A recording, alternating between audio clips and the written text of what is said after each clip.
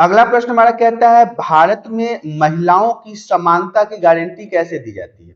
मतलब महिलाओं के हकों का समानता का गारंटी किस प्रकार से प्राप्त होगा।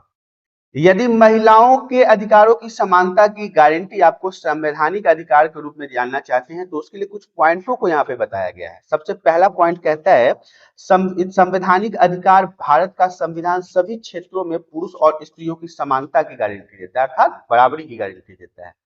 संविधान में अनुच्छेद 16 में सरकार ने किसी भी दफ्तर में रोजगार या नियुक्ति संबंधी मामलों में सभी नागरिकों को बराबर के अवसरों की गारंटी दी गई है। यह जाति, पथ, रंग, प्रजाति और लिंग के आधार पर किसी रोजगार और दफ्तर के संदर्भ में भेदभाव को रोकता है।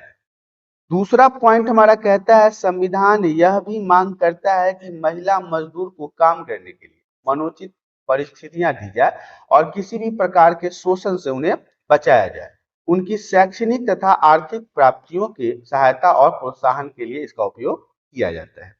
तीसरा पॉइंट हमारा कहता है भारतीय संविधान महिलाओं और बच्चों के विशेष प्रावधान बनाने के लिए राज्य को शक्तियां प्रदान करता है और अधिनियम भारत में बहुत से ऐसे नियम हैं जो महिलाओं की समानता के संवैधानिक अधिकारों को सुरक्षा करते हैं। जैसे 1948 का फैक्ट्री अधिनियम आपको पता होगा, 1951 का बागान श्रम अधिनियम जो चाय के बागानों में लोगों से काम करवाया जाता था, 1952 का खाद्यान्न अधिनियम, कर्मचारी राज्य बीमा अधिनियम, मातृत्व लाभ अधिनियम 1961 में जो महिलाओं को विभिन्न औद्योगिक क्षेत्रों में सुरक्षा उपलब्ध कराता है।